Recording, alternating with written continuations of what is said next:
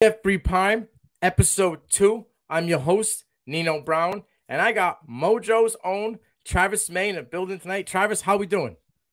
Great, man. Just been talking nothing but nonstop NFL draft stuff here recently. So it's just in that mode. It's that time of year, and we've got like 100 different NFL prospects on our college football / NFL draft portion of the stock market at Mojo. So tons to sift through and prep still as the draft approaches. So thanks for having me.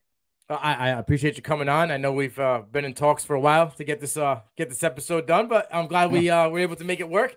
Now, right before we had an episode scheduled a while back, it was right before you had what you called, it was a job interview of a lifetime. Tell us about where you're at right now. Yeah, so I mean, Mojo is the sports stock market, and they brought me on to head up the opening and overseeing of all things college football. So they started off with like 100 and I think 34-ish quarterbacks. Wanted to just kill one position first, just knock it out and get the process and everything down with that, and then we added a whole bunch more running backs, wide receivers, and tight ends, and you can basically trade athletes like their stocks. And so Awesome. so that's what I've been working on, and I get to do it full time, and it's been a blast. So just really thankful. Love it. I've been following you before you got to Mojo, and just seeing everything you guys have been doing. It's absolutely great. If you haven't seen it, if you're listening at home, it's a FF_Travis M. That's the handle on Twitter. Go give him a follow. That way you can see what he's got going on coming out the pipeline. We're gonna get into some rookies. Travis has been diving in lately, so we're gonna get into some rookies. I'm gonna give him this guy or that guy, and we might get a blow the damn whistle segment. We'll see what happens. Let's get into some wide receivers. I'm going to give you this guy or that guy, and you give me what your thoughts on. I'm going to go with, because he's been buzzing like a hornet lately since his pro day. Everything I've seen, he's just, every team likes him. I'm going to go with Zay Flowers against a guy who I think is a top 6 wide receiver in this class, and he's really not getting talked about, but he has some of the similar qualities and style of play, and that's Josh Downs. What are your thoughts on both guys, and who do you like? I like both of them as top 5 really wide receivers in this class. They both do so many good things that you don't typically always see from smaller wide receivers.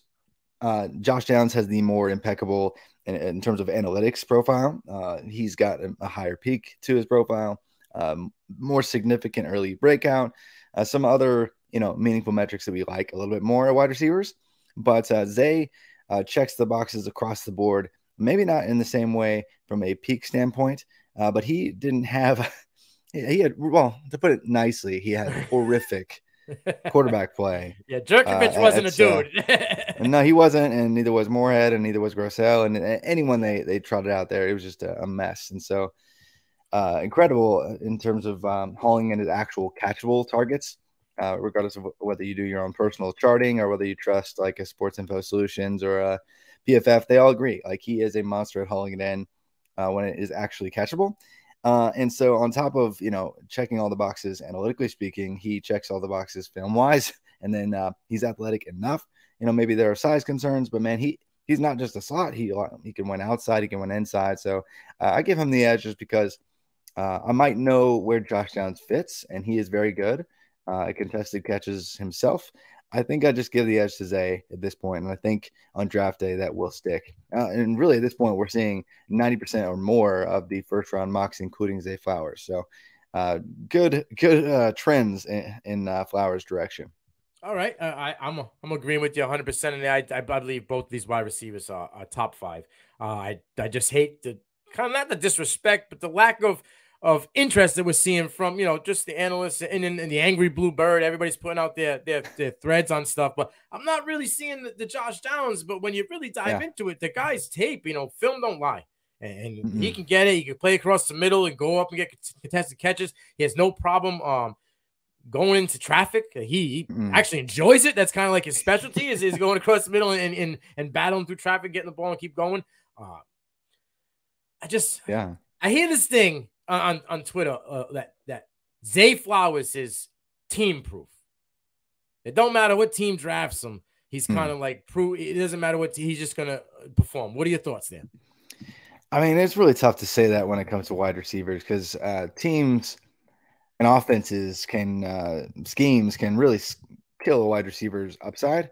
Right. I mean, we saw it just I say we saw it. We see it continually for 2 decades really with Titans wide receivers outside of AJ Brown. I mean, And even though with AJ, he could have been so much more. And he even says right. he's like in that interview, right?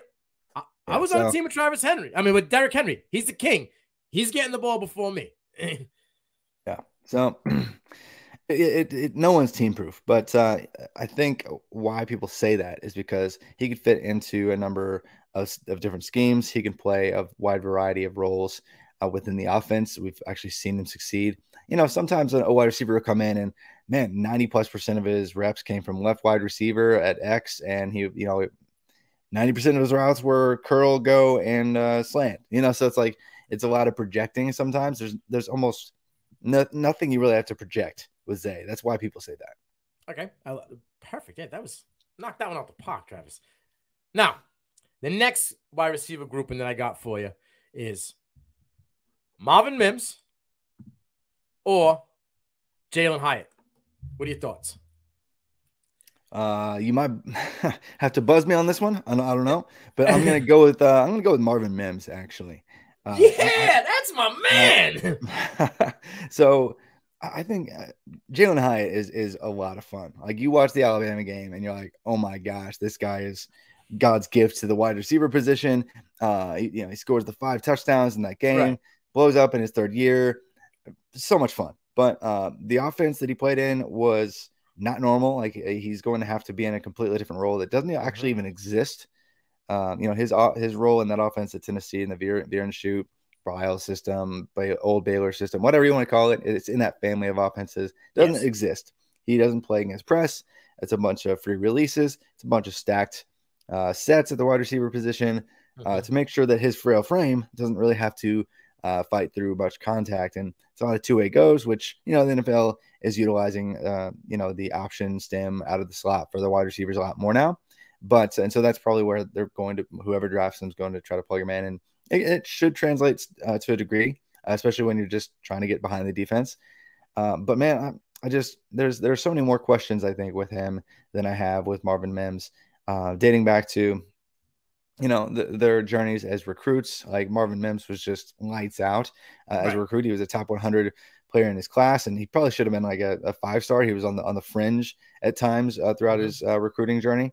And he finished up his high school career posting a season over 2,600 receiving yards, which is, at the time was a national record at any level of play, to my knowledge.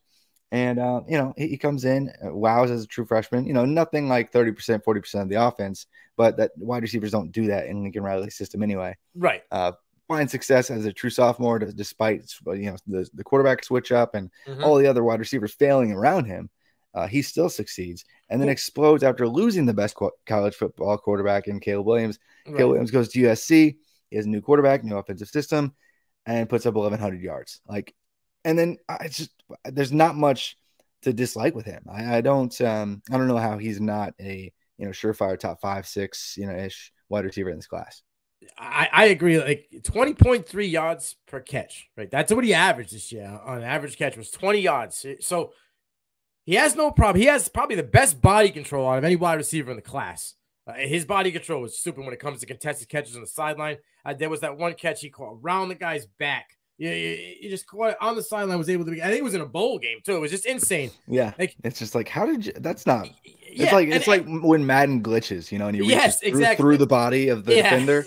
It's like that. And you mentioned when he came in, like, it was Theo Weiss and there was another gentleman who were recruited at the same level as him and actually got more opportunity the first 2 years than he did. And then this year you had to deal with, I know a lot of people love Dylan Gabriel. Okay. I get it. He's good, but he is good, but he was shoddy this year due to injury or whatever it may be. Right. And then the backup quarterbacks, I mean, they weren't anything special. So through shoddy quarterback play this year and a switch the year before, my man was able to still get it done. And he does it in a big way. You need a big play, you're going to get Marvin Mims. You need a guy who can go into traffic and get it, you can go get Marvin Mims. Like, with all the hype that they're giving to Jalen Hyatt, I'm not going to say that he was only a broken play guy, All right, because that was No. what I first said first. It's like a lot of his touchdowns are on broken plays, and that's fact. A lot of his touchdowns were wide open broken plays, but it's not his fault that his coach schemed him open. And that was one thing I heard Hendon Hooker say, like, oh, you don't go through progressions. Well, why am I going through progressions when my first progression is 20 yards open downfield? Like, I got to hit that guy. Like, there's no point. It's not his fault his wide receivers are always open. What's the point of going to progressions if I'm 70% completion rate? Like, why do I have to if that guy's open? And I get that. But that, like you said, that scheme, that's not even a thought in the NFL. So it really isn't. We've seen a lot of busts come out of that system. I mean, right? You'd be a wide receiver 3-ish, depending on if you can adapt to a new scheme. Yep. I see Jalen Hyatt as like a Gabe Davis. Yeah, I mean, I could see that. That probably is his most effective role, that vertical threat. I mean, that's right. All you're going to ask him to do. Just get behind the defense, use that speed. But if he ever gets dinged up, I imagine he could quickly go the route of Will Fuller and struggle. Right. And look at Will Fuller. It's 1 year he's here, 1 year he's not here, 1 year he's 6 games, 1 year he goes for 1,500 yards with Watson, and then it's just, and now everybody thinks he's gonna go hang around and be with Watson. It's just like we watch the movie. The ending doesn't change. We've seen the ending never changes. We've seen it before. Yeah. Oh my gosh. Yeah. But it's a shiny new toy, Travis. So everybody wants the new toy. Always. I understand. Always. All right. Let's do one more wide receiver group in here. This one's gonna be a little oddball. It's probably gonna go to the consensus side, but I'm not in on the consensus guy, so I just want to know. We're gonna go big receivers. I'm gonna go with Quentin Johnson or A.T. Perry. Oh, I'm going Quentin here. I mean, Quentin is there are questions, yes, definitely with him. He plays a lot smaller than he is, despite having the ridiculous vertical and reach and everything. He just body catches, just lets it come to him. He doesn't attack it as much, and you see that show up in his contested catch rate, which is below 40%. It's much worse than guys like Josh Downs, who's like 5+ inches shorter or something like that. Yes. So it's just weird, It's just like he should be better at the things that he is not, and he is better at the things that he shouldn't be, like the yards after contact, yards after catch, whatever. And that aspect to his game is really fun because he can. Not many guys his size can take a slant to the house or like just take a curl and throw somebody to the ground and take it to the house. And so in that regard, he's really fun. And A.T. Perry, I loved what he was able to do. I was actually expecting Donovan Green to do what he did instead, maybe 2 years ago. Yes. But A.T. Perry is older. He reminds me of like a Marquez Valdez-Scantling, MVS. Okay.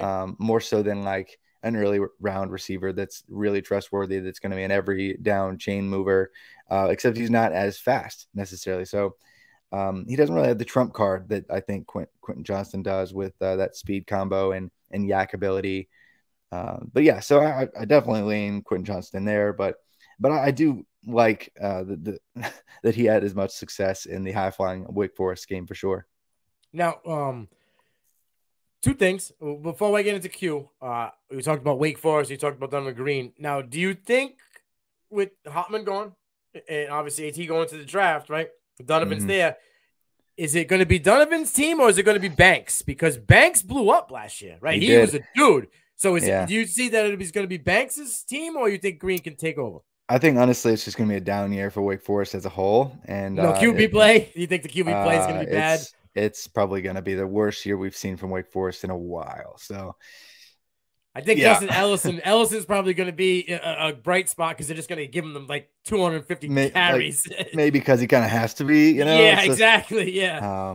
Man, I think the transfer. I think they're going to hit a late transfer portal. I think they have no choice because Hotman kind of transferred late as well. We've got that second transfer window coming. 5 days from now? So I don't know when you're going to get this out, but April 15th is that second post spring kind of transfer window. So that will be fun. I think we should get another rush that probably changes its college football landscape and even how we might project a few future NFL draft picks.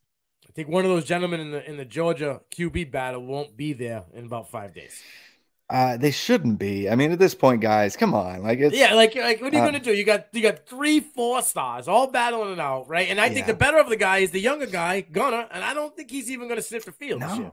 No, no, I don't think he will. And Vandergriff, good on him for staying this long. Carson Beck, by the way, good on him for staying this long because like Right? Yeah, nobody stays they're like following the three Spencer, plus years. The Stetson Benton program. Just Yeah, stay like forever who till you get your stays this time. long without playing? Like props to Yeah, you in this era. right. That's super rare. So they're going to reward that with Carson Beck. Probably he's going to get Yeah, at least get the first crack at it. And if he fails, I would say that the next man does come up and take his job because I've never really been high on Carson Beck. But good for him for sticking around that long. yeah. I mean, at some point, it's gonna be your team, right? You would just hope. You just You hope. hope Yeah, you would hope, but yeah. Now with yeah. Q, have you ever seen any other receiver? I'm gonna just say in the last 10 years because it's been where people are really trying to highlight that that big, tall receiver. Have you seen a receiver play that's 6'1", 6'2", play like 5'10", 5'9"? Because he plays small, man. No, I mean that's just not normal. Like even the guys that are around his height, that have the vertical and reach, and just the measurables that he does, they generally play even bigger. Like they Yeah, generally it's not they don't curl curl up in a ball like right. when it comes to them. Like it looks like he's almost flinching at times, and I don't know what that's about. But it's so funny, like the few instances where he actually did moss somebody in his career, he always is a jerk about it. Like, Yeah, yeah. like, He lets him, like lets he him always, know about it. Yeah. there's a couple of them. Like I'm like he's like putting his hand way down by the ground. Like, oh, you're so Too small, you're so small. Too tiny, small. and Yeah. it's like you're small, or at least you play like it Yeah, he most of the played like time. yeah. So, I agree.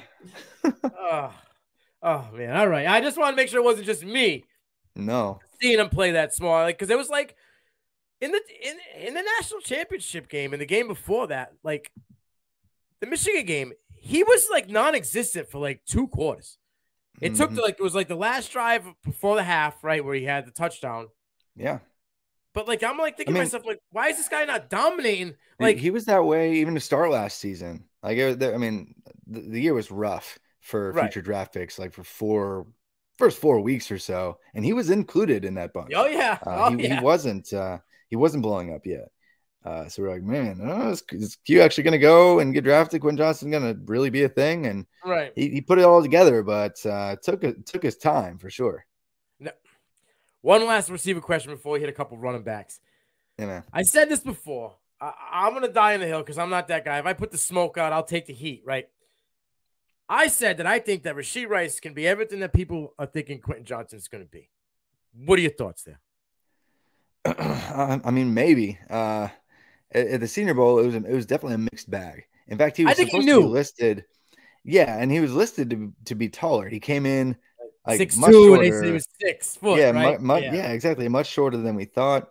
And in terms of fighting through contact, and the drills at the Senior Bowl. I don't know if you've ever like I really. was there. I was there this year. Yeah, Yeah, so yeah, I yeah. saw. So it's Yeah, just like, man, there's a lot of contact, and they just let him play through. Like, yes. especially, I mean, like half of Tyreek Stevenson's reps, he's basically just taking the dude's helmet off and Yeah. punching him in the face. JL Skinner Uh, was throwing dudes to the ground off the yeah, I line, mean, like it's just like, what blasting are we guys. doing? Yeah, Yeah, yeah, and I get it. They're a little handsy, but yeah, Rice struggled on a good portion of his reps where, a defender actually got a hand on him. In yeah. fact, like even when he tried to stack somebody, sometimes like he was almost anticipating more contact and would try to like stiff arm while running. I get the hand fighting thing and try Right. to like separate, especially like the last second you see like the good guys really just stick a hand out. They don't push, but they just, hey, look, this is Separate. my space. Yeah, yeah. And then just to haul it in.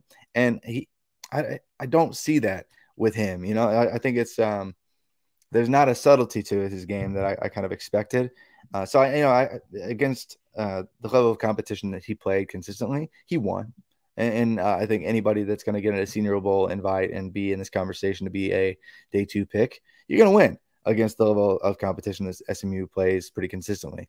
Yeah. But I think I just wonder in most classes, is he in the day 2 conversation? Is he actually normally like, would he normally be like around 4 or 5 guy, but because this class doesn't have, the no-brainer profiles up at the top, or at least there's not several of them, he's kind of pushed up. Okay, I can see that. That's a solid point. I get what you're saying, and for me, I think in the beginning when I was profiling, look at him, I think the dog mentality of him, like kind of this is mentality of play overshadowed that aspect of what you were saying, like how he doesn't separate. You know what I mean? He's not like subtleties. There was a specific chain of plays. There was 3 plays back to back to back at the Senior Bowl where I kind of like was questioning Rice. I didn't question him all year. Like there was plays in the first 2 days of practice. He was just. I said it to coach. I said, listen, he's just going through motions. He knows he's one of the top guys here. He's just doing his thing. It was just like J.L. Skinner. They were just kind of doing his thing. They weren't balling out, right? And then, like, when I interviewed Rice, he kind of was like, yeah, I'm like, oh, so what were your thoughts on guys? He's like, oh, it'd be cool, playing with Tank and stuff. So, like, he was just out there just making friends. That's the way I thought about it. But, like, there was a three down set where he was faced up against Jamie Robinson, safety out of Florida State. Where Robinson called him on. Like, Robinson lined up and he called him out because there's 2 guys lined up and one guy will wait. Oh, one guy will go. All depends on who wants to go. And he was like, no, I want you. And they lined up. And that first one was a quick out to the sideline. It was like a 5-yard out. Robinson ate him up. Right, he was right there on his hip, knocked the ball away. And then you started to see Rice kind of like, all right, all right, he got the better of me that one, but you know what I mean? Like now I got to play. Like these guys aren't just giving me everything. No. And then the next 2 reps, he was fighting for it. They were both incompletions, but he looked more in tuned into the play. So I think it was an opportunity for him to kind of take another step in the ranking of where he would be. And I don't think he kind of really grabbed a hold of it and ran with it. But I think later in the week he realized, all right, some guys are passing me here, and I need to kind of show up. Yeah. But I like Rice's game. I like he plays. He's 6 foot. That's what they measured at Senior Bowl. I think he plays right around that size. In a contested catch, he'll go up there with the best of them. He has no problem. He's probably going to win most 50-50 balls. He has no problem playing across the field. And he's not a guy that's going to shy away from contact either. With the way Q plays small sometimes, I tend to want to go Rice's way. You know what I mean? But then the upside, the ceiling to Q is just if he wants to play that way, you know what I mean? Yeah. And that's where people, still project him to even be a first rounder now. Right. Maybe a later first rounder at this point. Yeah. Which is probably a better spot for him anyway. But not quite there with Rice personally. All right. Let's touch on these backs a little bit. Obviously everybody knows Bijan's consensus one. I would assume you agree the same thing. No secret there. Let's talk about some other guys. I'm a huge Tajay Spears guy, and this was before the whole blow up. Because he went off for 4 touchdowns against USC. I interviewed him before I think it was before week 5, where he kind of hit that stride where like he got over the injury factor. Like I'm not worried about the injury. I'm just playing, and it was very apparent. Like from week 5 on, the light switch went off, and he was zoned in. So let's see. Tajay Spears or Zach Charbonnet? Definitely Zach Charbonnet for me. I like the size. I like the athleticism and pedigree, and his mix that in with some solid receiving ability, success against solid Big Ten. It was a smaller sample, Big Ten competition and Pac-12 competition, where he was basically the entire offense, and he was incredibly efficient, especially in his final season. So I really am a huge fan of Charbonnet, probably in the running back 3 conversation. Whereas Spears, his season this year was a lot of fun. Admittedly, it was a lot of fun because like he just, especially the USC game, like he just showed up and showed out, and they were not supposed to even keep that close, and they probably wouldn't have had Caleb Williams not gotten dinged a little bit there, but early, but that's regardless, like he put up fantastic numbers across the board. Tulane as a whole, I think, helped him out immensely. His only significant competition for touches to begin the year in Cam Carroll actually got hurt. And so that jettisoned him up, the touch totem pole, where he was like, okay, last year I did have more touches than anybody else on the team, but he had less than 150 touches in 2021. And he was asked to be the feature back workload guy. And it's good to see that he can do that.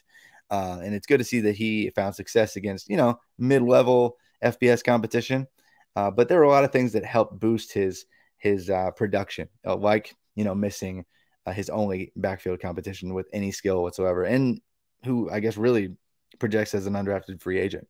And then having a quarterback that's better than anyone at your level of play, Michael Pratt. If you, Power Five teams tried to steal him away even during this last transfer window, and the offensive line was better than the competition they were playing. So a lot of things came together that helped him out. But I do like him quite a bit. I just have questions when it comes to competition and properly adjusting to that competition and the artificial boost to his production just due to injury. Like there's a few guys in this class like that. So he's in that massive, tier 3 or 4, whatever it is, that all should be in the day 2 conversation. I just don't know where he slots in for me. He and Dwayne McBride, I'm not sure what to do with, frankly.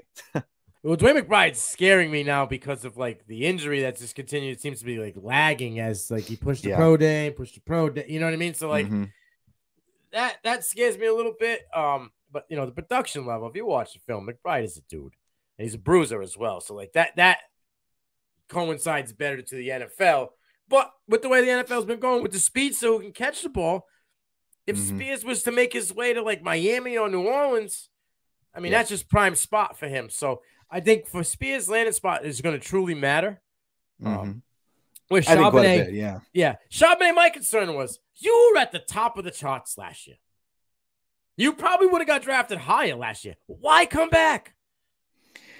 I don't know what his situation is when it comes to the NIL, but a lot of the numbers and information we just don't have access to. A lot of these dudes got a bag to come back again. And and then this year, I think the bags might even be a little bit bigger, especially for the quarterbacks to come back, because we saw a lot of them return. Like this is like the oldest collective pool of college football players we've ever seen, because all these they got the extra COVID year of eligibility, and they're like in year 5 and 6. Like the average FBS Power 5 starter is like year 5. It's insane. That should be 3. Exactly. There's there's I'm pretty sure it's over 40 FBS Division 1 quarterbacks are year 5 and beyond. And so I was just talking before. I was on with John Lobb right before this, and it was Tanner Mordecai, 6th year, right? In Wisconsin. I mean, there's KJ literally Jefferson, 7th year guys. 5th year. Well, that was what's his face? Who was the 7th year? I was just talking about him the other day. What's Penix? Penix is 5. Penix right? is he's might as well be he's drawing Social Security right now. But what's crazy is I got Penix in a possible Heisman talk this year just because of the way everything is. And Washington's fantastic. He got both his receivers coming back. Right. I mean, and they got the Dylan Brooks. Is that the running back from that's coming over? I think he had like 40. Dylan Johnson. Dylan Johnson. From he has 45 receptions last year out of the backfield. So this kid's dude. So it's gonna be pretty fun. But for him. Why was nobody saying anything about him like Hendon Hooker, right? Like everybody's running Hendon Hooker about being too old. Pac-12, But the age is the age. It's the same thing, right? So all right. I'm a Spears guy, but I think your points. That's fair. I'm not gonna knock points on Charbonnet are solid, and there's no whistle blowing for me. Okay. I'm gonna go with another group here, running backs. Ready? We're going a little bit farther down the line. It's gonna be a 3-pack. We're gonna go with Chase Brown, Evan Hull, and the man you just mentioned, Dwayne McBride. I'm gonna go with Chase Brown here. Okay. And we're talking about a guy who, for Illinois, was like the 3rd most productive running back in the country from a yards from scrimmage standpoint. I think it was only, was it Tajay? It was Bijan and somebody else that was, had more yards from scrimmage, and that was it. And not only is he productive, he was super athletic at the combine. Answered a whole bunch of questions that I knew he was shifty enough. I didn't know he was really that fast. I didn't know he was that strong. I mean, he didn't have to, but he showed up on I don't know what his reps were on the bench, but it was 20 something reps on the bench, and dude was just showing off. He was ready. This is the most important job interview of your life, and he tested above average in literally everything. So props to him, because he showed up ready to go and really dominated. He was the winner at the position for the combine and had all the production questions answered, this past season. And so, yeah, I'm a fan. I really am. Whereas with McBride, he's, we're not going to get verified testing on him. And frankly, his level of play, his conference is the worst at the Division I level at this point. So he played nobody, and he has 5 catches. Me and you. I know, seriously, and he's got 5 catches career. Like, what, dude? What? Yeah. Right. Like how? How is that possible? I'd like to know how many targets he had. You know what I mean? Like how? Like how does this in trouble? In trouble, you should get more than 5 catches. I know. Like, how is there an offense that exists where you only catch 5 balls? So, that's not. I don't really like him that much. No. People are hyping him up, but good luck with that. I've got a lot of questions with him. And Evan Hull, man, he's like one of those players that he wasn't supposed to work out. Like there were a couple of guys that got hurt ahead of him, like before the season or week 2 or week 1, whatever, a couple times. And he just took advantage and proved to be immensely productive and was one of the best, if not the best, performer just overall at the Senior Bowl. I mean, even in the game, he found success. So it's like he should be that steady Eddie that finds a roster spot and is around the league for more than his rookie contract. And I feel pretty confident in saying that. But I'm not sure where his capital settles. It's probably more like round 5 than it is round 3. And I think Chase Brown is round 3. All right. So this is where I'm blowing the whistle on you. Fair enough. Only because in the Senior Bowl, I happen to be literally sitting right down by the tunnel where they were doing drills and everything.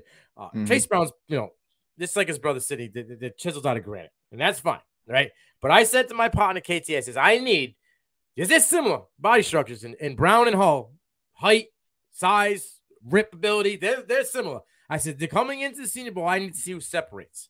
Okay. Evan Hull separated from Chase Brown. In what way exactly? In drills, in separation, in running, because a lot of Chase Brown's drills when he was running the ball on the inside, everyone that I saw Evan Hull, he was able to separate and get out. Obviously, they're not, going bananas, but a lot of Chase Brown seemed that he got himself into a pack of people where Hull seemed to be separating himself out away from the people. He done the one thing with Hull that he needs to work on, and when I spoke to him about it, he said it right up front. His pass protection needs a lot of help. He needs to work on that. Well, okay? Yeah, and Chase Brown, they both dominated pass protection. He dominated pass protection. I'd say they both still need a lot of work in that regard. Frankly, I saw. I'm just saying the Senior Bowl, version, like Chase Brown was blocking guys. I mean, he could have got better, but he would push guys out of the way. Where Hull was trying to seem to be going backwards. You know what I mean? So for me, he's so fluid that off day 1, I nicknamed Hull Aquafina. Because he was just so fluid like water. Like, he just the drills, the way he was hitting the holes, even on special teams reps, like, everything about him was fluid. I felt like Chase Brown the first day was a little stiff, but that might have been just the day. You know what I mean? The way it is. And then, like I said, the inside runs, I found myself looking at Chase Brown in a pack of people where I kind of started seeing Evan Hull kind of separate himself, like just getting away. Whether the run would have continued or not, I just seen him kind of separate from the pack. So that case, I leaned Hull more. Brown's numbers throughout the year were elite. But I tell KT, my partner, all the time, is he a one-trick pony? Because he didn't have many receptions. He didn't have many receptions. Yeah, I mean, it's Illinois, and so part of it is they don't pass a whole lot in general. I'd love to see more receptions. But, he actually saw an increase this year. I think it was almost double in terms of his overall receptions compared to the previous season. Okay. And so, I'd love to see more. And he's not going to be perfect. But in terms of guys that are kind of like right on the fringe of that round 3, round 4 area, he has the athleticism. He's got incredible production. And even though teams knew it was coming, he still found success in the Big Ten. So that means something to me. And it's not like I said, I don't like Evan Hull. And like I said, at the Senior Bowl, he might have been the best one there, just that week anyway, how it played out. But I think the more proven back to me is still Chase Brown. All right. I got one last question right at the 35-minute mark. I like to keep it like 30 and 40. I'm biased in this one, but I don't hate anybody who goes against him because I'm not blind. Will Levis is my guy, okay? And I know he's got some flaws and he's got things to Yeah. work on. And I took in the poo poo flavored milkshake from people on Twitter a lot about Will Levis, but Yeah. I think he's got talent, okay? And I think he Yeah. can work out. And I know AR's got all this physical ability and all these, this athletic ability, but quarterback's first job is to throw the ball, right? I mean, like, granted, you can have 40-inch leap and you can 132-inch broad jump, but Yeah. when are you going to need that when you're throwing the ball? You're going to need that to get away. I get that, and that might buy you a second. That's like, Mark Schofield told me he could buy him a second to make a play develop. But I watched him buy seconds and not develop plays last year, and I watched him throw for 33%, on majority of the games, right? And I wasn't dumbfounded by a jump pass. Yeah, it was cool, great athleticism. But if you watch the passes before that for the first 2-3 quarters, they weren't on the money, right? Will Levis, I think, is the first-round talent where he might not be game one a dude, but he could probably play for you in season one. I don't think AR can play in season one. Yeah, I'm glad you're saying that because there's like no one talking like that about AR. And it's like, really, guys? We just saw this guy just suck. Like, that's putting it really, like, he was bad for, I don't know, 80% of his snaps. Thank you. And so, I mean, like, he bounced off some tackles on a really fun highlight run against LSU, and he did that pirouette play that you're talking about against Utah. And I don't know how many on several shows, like I've highlighted a few different plays, and it's like we've all seen it. Like we know, like, it's going through in our heads. We've seen him on like NFL Network. We've seen him on Twitter 1,000 times, and his high moments are incredible. Like the high moments of Richardson are like, holy cow. But his lows, which are the majority of his snaps, by the way, are not great. And so, and I get it because it's like a footwork thing, whatever. And he will make your jaw drop at least once a game, twice a game, 3 times a game. You're like, holy cow, if he does that every play, but he never does that every play. Exactly. So I think we just get caught in this idea, like the idea of a player putting it all together, and I don't know how many times that's happened with quarterback prospects, but the hit rate in general is atrocious. Even for the players with really good passing profiles, it's not great. Right. But for the guys that have, like, the worst passing profile of anyone in the past 20 years, it's not just first rounders, like, to just get drafted, period. Like, it's a bunch of dudes in the USFL, like, it's right. Like, look, Jamarcus Russell put up better numbers and couldn't even get on. Like, he shouldn't have ever been on a football field in the NFL, right? Like, and I don't understand. And I'm not saying he's watching film. I'm not saying he's gonna be Russell, because Russell had Me all either. sorts of. But right. I mean, he didn't even watch film. They would send him a DVD with nothing in it, and he said, "Yeah, it looks good." Yeah. But I'm just like, hey guys, are we sure, like, that he's even ready to go this year? Like, because I don't think he is. And so, I hope he goes to the right situation and they let him learn from a consummate pro, and he actually works out by year 2. I think that's in the cards. But today, his passing profile says he's not ready to be like an every down starting NFL quarterback. Like the NFL, there's never 30 good quarterbacks. And as soon as these guys fail, they join the league, even if they are perfect college prospects, like Trevor Lawrence. People wanted to toss him in the garbage after his first year with the Jaguars. Same with Justin Fields, and he just dropped 1,000 rushing yards, and people are still talking trash. I can't imagine if he ever fails, like, they're gonna freak out and just throw him away like he was nothing. So it's just we don't learn. Here's my problem, right, with Justin Fields. You're a quarterback. Mm-hmm. And your best asset is your legs, right? They can't claim Joey Burrow. I don't want to hear the Buckeyes claiming Joey Burrow. When was the last quarterback out of Ohio State that was relevant? God rest his soul. Haskins started to turn it around a little bit when he was leaving Washington and went to Pittsburgh. He was turning around. He very well could have been. He could have. He might have been able. The problem with him is he was a really accurate passer, but he was right on the borderline of being too immobile to succeed in today's game. Yeah. And that's the same problem with Mac Jones. It's the same problem with JT Barrett was stand up. You know what I mean? Oh man, Barrett was not good, but frankly, why do you think he's in? What is he? Calgary? Is he in Calgary or something? I don't even know, man. USFL, he just wasn't it. Yeah, I just don't really care about your helmet. I just care about your overall resume. Yeah. And with Fields, he put on two, back-to-back 92nd or 93rd percentile plus pass efficiency seasons on top of, having at least 10 or 12% of the team's rushing yards, despite the coaches telling him not to run. And then Who's he he shows throwing up the and he's ball more to? mobile. But who's I he mean, throwing the ball to?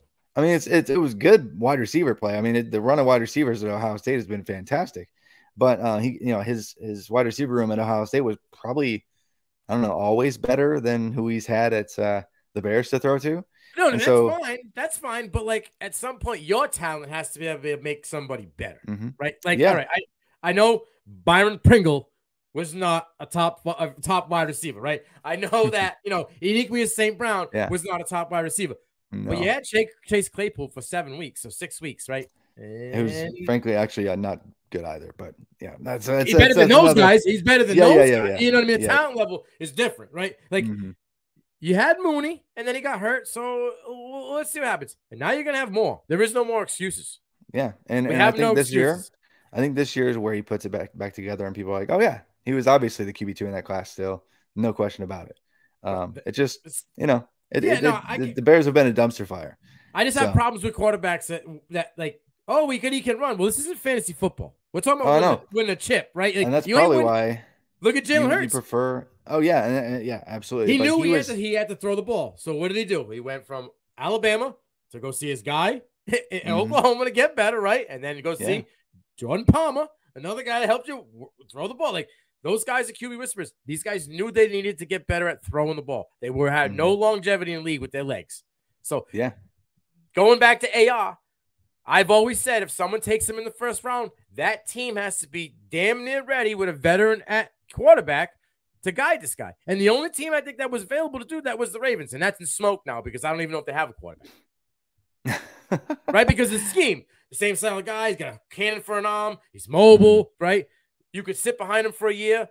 I don't know if he went to Buffalo, like he'd ever see the field. He'd have to sit behind Josh Allen for years, right? If he went behind with Pat Mahomes, he'd be sitting for years, and they wouldn't waste that pick on him. So like, I just don't feel he's ready in a year. I don't know if he'd be ready in 2 years. Like 33% is a bad start. Yeah, and I mean, look at Trey Lance. Like Trey Lance, they took that 1 year of film, 1 year of Lance was better quality, right? He had better quality numbers. Like, and what has he done? It was basically a perfect season, but it was against FCS competition, so there was always question. Yeah, right, and that's the thing. And so he came. Now I know injury's been a major factor in it, but like even when he did play, I mean, he wasn't blowing me away. So how do we like just forget all that and just go by as my partner coach would say, the underwear Olympics, right? How is all that in the underwear Olympics great? And he's the dude. He can run so fast, but he can't. At his pro day, but at his pro day, Travis, his wide receiver had to stop to catch the ball. There's nobody guarding him. He could have ran through the end zone, through the tunnel, right on a pass. And AR threw a ball that was literally behind him, and the dude had to stop. If you can't make those throws with nobody in front of you, how are you going to make those throws with a 315-pound nose tackle in your face? Hey, you don't have to. You're preaching to the choir, man. I've just got questions, and he's got a 36th percentile pass efficiency profile among college passers. Like among pro passers, it's like first percentile. Like there's no existing hit with this kind of profile. So yeah, but that doesn't automatically make Will Levis great either. But I get why you would in terms of kind of first year readiness, maybe give the nod to Levis. And Levis just spent an entire year kind of fighting through adversity with, an offensive coordinator change. That was a major downgrade in that department. His offensive line got worse. He lost Wan'Dale Robinson, a decent wide receiver, and he had 43 sacks. 43 sacks they allowed. They were top 5 in the league, right? Like, and it's just rough. It was hard, and he was a little hobbled at times, but oh my gosh, some bad plays, Travis. I'm not gonna put my guy on a pedestal, okay? Like, people will say, "Oh, well, look at Will Levis. He didn't throw for this." Well, does everybody forget about the first 6 weeks of the year when he was throwing for over 200 yards and he really wasn't making mistakes, right? Like, okay, the Ole Miss game, he made 2 dumb mistakes. He rushed that play on the goal line, right? Oh man. He rushed that play, which was a touchdown to Brown. Would have been a touchdown. They would have won the game. And then he fumbled the ball on the run, right? But like, there was nobody better on that team. The next guy came in the next week, and we saw what happened when Will wasn't there. And if those guys were the quarterback, they probably wouldn't have won 6 or 7 games at all. Like, Will got them to 60. They had no running game for the first 5 weeks because Chris wasn't there. Rodriguez was suspended. So, like, he was doing this with minimal help. 3 freshman wide receivers and a brand new offensive scheme and a terrible line. Yeah. I will say I was actually, this may confuse some people, but I was more impressed by him last year because of all the things that he was fighting through. And still, actually, when you look at just strictly his passing numbers, it wasn't much of a drop off at all. His rushing 63 disappeared. and 61. Yeah. Yeah, but his rushing disappeared and his sacks went up because he wasn't 100%, and all the things we've already listed. But he's got a couple of freshman wide receivers who are good, but they're still freshmen. But yeah, it's really, frankly, analytically speaking, he's almost there. Like, he's just below the passable level. Yes. And to me, it's a day 2 kind of profile with a little bit of first round traits going on. But and so to me, it just says he shouldn't go as high as he's been going in mock drafts. And he has actually been dropping in recent weeks. And so if he goes in like the 20s or whatever, if he drops into that range, that seems fair. Like, I could see a profile making sense for him.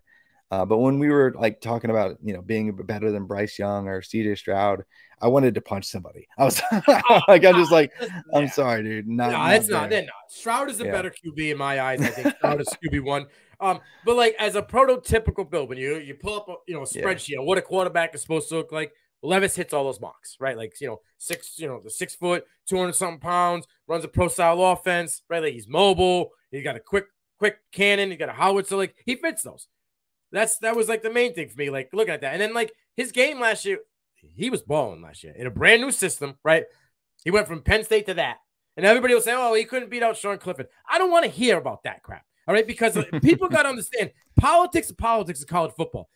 That's a fact, right, Travis? Like, that exists. You don't have to be the better guy to start on the team. If your parents give a little more money to the boosters, if you're a little bit more plugged in, right? It's true, though, right? And you can't tell me that Clifford's better than Will Levis.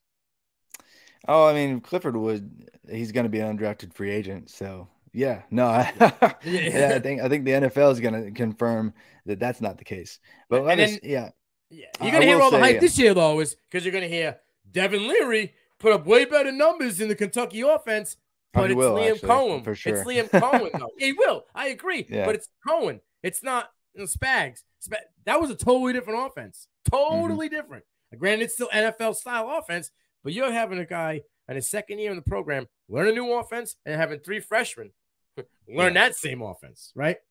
Yeah, but to me, it's just I still don't get the ceiling necessarily with Levis because he doesn't offer the upside of like a crazy mobile option. Right. And in terms of the proven passing profile in either season, it doesn't really pass the smell test to say, hey, I'm an elite, accurate passer and a fast decision maker, and one who can avoid, drive killing plays, i.e. Sacks and interceptions and things like that. So to me, it's still he's still in the miss column, but he's not like I'm not as worried about his passing as I am with somebody like Richardson. All right. I appreciate Travis, you coming on. I know you're a busy guy and you got a lot going on over at Mojo. I put you past my 35-minute mark, but we got tied up. We got tied up in the quarterbacks. I started talking about my guy, and that's the end of it. Hey, this is what I love to do. Like, I think I've been talking. Actually, this is the 6th show I've been on today, and so like I love, I love talking this stuff, man. Like, this is why I do what I do, and so just glad to be here and talk some NFL draft, and it's a blast. And what's fun is like this time of year, like we're all right. Like I never heard of it that way, but you're right. Yeah, we haven't been, sent into freezing cold takes just yet. So it's a bunch of fun. So we'll see. But thanks again for having me. This is a blast. I appreciate it. So my goal is to be where you are sooner than later. I want to be the guy that's doing 6 shows and just talking about sports every day, all day. That's my goal. So I look up to you, Travis. I appreciate you, coming on my show and doing this to me. I really appreciate it. Well, hey, thanks so much. It means a lot to hear that, and you do so like such good work, and like it's fun being in leagues with you and just chatting some prospects. So Yeah, yeah, man, I'm people sure we'll aren't keep ready doing for that. the pinnacle of Devi. They don't know about the pinnacle of Devi, Oh Travis. my And I God, don't think most common folks could handle that. no, yeah, and Nino was talking about the nerdiest league of all time, where I mean, like we are 2,000 plus players rostered in terms of like Devi picks, like players that weren't even in the league. Like, oh my gosh, so. Dude, I took over a team and I already had Julian Lewis on my team and the kids in high school still. So it's Like like, he's not going to be in college until yeah, next year. yeah. Shane just drafted Peyton Manning's kid in middle school. I don't even dude's 12. And Yeah, insane, but it's oh man. crazy. Shane's the man. I appreciate Shane bringing me into that league. Like I said, I appreciate you coming on, Travis. Nobody's ever going Oh, to beat Dwight drafting my son, by the way. You knew that happened, right? yeah, I saw that. I Yeah. saw that. Yeah. Dwight drafted my now 16-month-old son. Oh my God, he's an animal. But that's Dwight. He's got to always Yeah. throw the curveball in there, Yeah. Travis, before you go, tell the people again where they can find your work and the handle. Oh, at FF_Travis M on Twitter. The College to Kenton show with Stefan Leco on our own feed and RotoViz Radio. And when we have new player releases for Mojo, you can find my work there at mojo.com. But yeah, we will have another huge one where we're adding like a few hundred players, I think, this summer for college football. So I've got a lot of work ahead of me, and including, we got to get players like Arch Manning on the platform here soon. So be looking for a bunch of future NFL playmakers to make their way onto the Mojo stock market here soon. But it's just been a blast. I mean, like, and I've been just nerding out about like every sport. So like we added, NFL, college football, but we added NBA. Dude, we had March Madness. Like we had team level bets. Like we had calls and put options, like all short term investment strategies, like derivative stuff. And oh my gosh, just nerding out with all that. Now we're adding baseball. Like it's just. It's like I tell my friends all the time, like, I don't know how this is a job, but I love that it is, because it's just a lot of fun, just making a sports stock market where you can invest in athletes and, make some money off it. You know what they say, Travis? When you do something that you love, it's not work, right? Exactly. That's how I feel. So just thankful. It's fun. Yeah. We're both, thankful to be in the position we are. And like I said, follow my man, give him a like, go follow Mojo. It's the up and coming thing. The fact, if you're a stock market guy and you like sports, this is the best of both worlds. Oh, dude, perfect combo.